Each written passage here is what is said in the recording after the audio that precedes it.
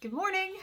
I seem to have adapted into a every other day kind of video thing, and it may have to be that way for the summer. Got too many things going on, and I just keep getting off track here. But we have a very inspired message for today that the Holy Spirit just really put this on my mind as something to talk about.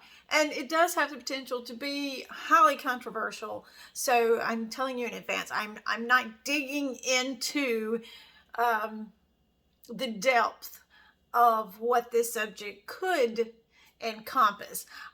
This message has enough content to kind of stay on the surface a little bit.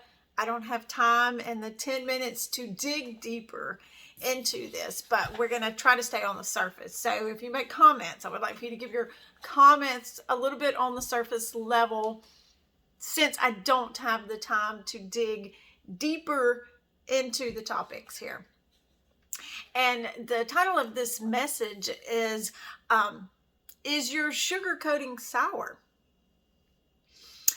That may seem a little weird, but I couldn't think of a better way to title this. And excuse me if you see me referring to my notes, but I don't want to miss something. So we all like to sugarcoat things, right? We consistently do sugarcoating on the things that we say for different reasons. We don't want to hurt anyone's feelings. We don't want to offend anyone. Someone asks us a question and we don't want to give them the answer that immediately popped into our heads. So we sugarcoat it. We take something and we wrap it in sweetness to make it go over better. So you want to maybe ask yourself, though, is sugarcoating technically a lie? And that's what I want to kind of dig into a little bit. Does sugarcoating cause more damage than good?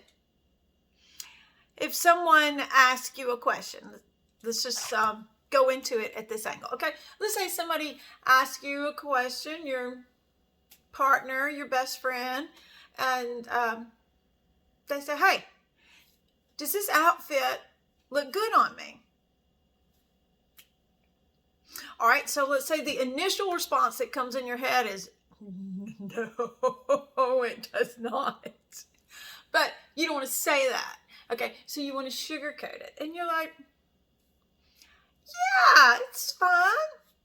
You look good in whatever you wear. Ding, ding, ding, ding, ding, ding, ding, ding. Okay, so at this point, did you lie? Well, technically, yes, because it did not look good. Okay, so you condition that lie and you condition your conscience to believe that it's okay, because in the process of sugarcoating, your intent was not ill.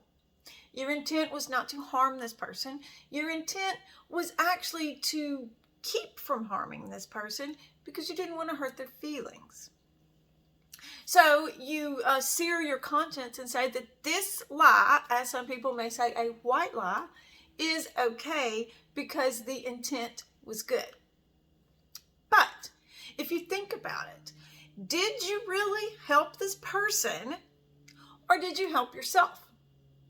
You made your life easier by saying something that you knew they wanted to hear, but did you actually help them? Because let's say this outfit looks horrible on this person, horrible, and they go out into public and other people look at them and they're like, man, they get canceled in society because they walked out of the house looking like a troll. Now, had you have simply said, no, this does not look good on you, you need to change, the end result would be that they would have walked out of the house and not been canceled by society. So you ask yourself, who were you helping by sugarcoating? And if you look at it on that level, you're really helping yourself and not the person that you're proclaiming to help. Okay, so you would say, okay, so what's the significance in this? Because if you love someone, you want what's best for them, right? So sometimes, in order to obtain what's best for them, you have to hurt their feelings. Now, as let's say a different scenario, parents and children. What do? Our child walks out and they've got on something and they look like they're about to go stand on the street corner. And what do? You say, no, that does not look good. You cannot wear that. Go change. All right. You love your child. You love your friend. What's the difference? Why is it easy with your child to say change clothes, but with your friend it's not? Because we live in a society where if we're not careful, if we say the wrong thing, if we offend the wrong person, we get canceled. If we offend the wrong person, they walk out of our lives. All right, so our kids can't so much walk out of our lives. They're a little bit stuck with us. And we feel more comfortable giving them the truth because they can't leave us. Our friends, our partner, even our older siblings, they can walk out of our life and cancel us if we do something that offends them or hurts their feelings. So we have adapted our brains to believe that sometimes lying is better than telling the truth. Lying keeps us from getting canceled. So we sear our conscience. But if somebody leaves you over telling the truth, then you ask yourself, was that person my friend to begin with? Did they value me as much as I valued them? If you value them enough to tell them the truth, they're an important part of your life. So in 1 Corinthians 10, 31 through 33, so whether you eat or drink or whatever you do it all for the glory of God. Do not cause anyone to stumble, whether Jews, Greeks, or the church of God, even as I try to please everyone in every way, for I am not seeking my own good, but the good of many, so that they may be saved. So, even when the truth hurts, we are still supposed to be disciples of Christ.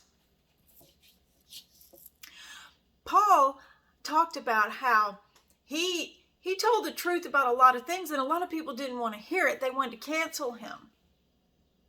But because he loved the people as Christ, because he was trying to help them, because he was trying to lead them in the right way, he told them the truth.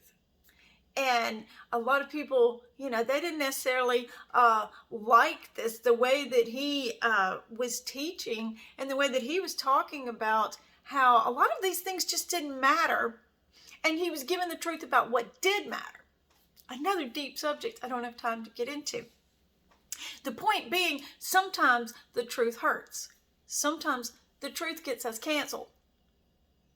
But that doesn't mean we stop telling the truth. As disciples of Christ, we are to be Christ-like.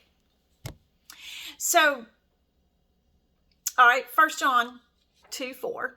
Whoever says, I know him, but does not do what he commands is a liar, and the truth is not in that person.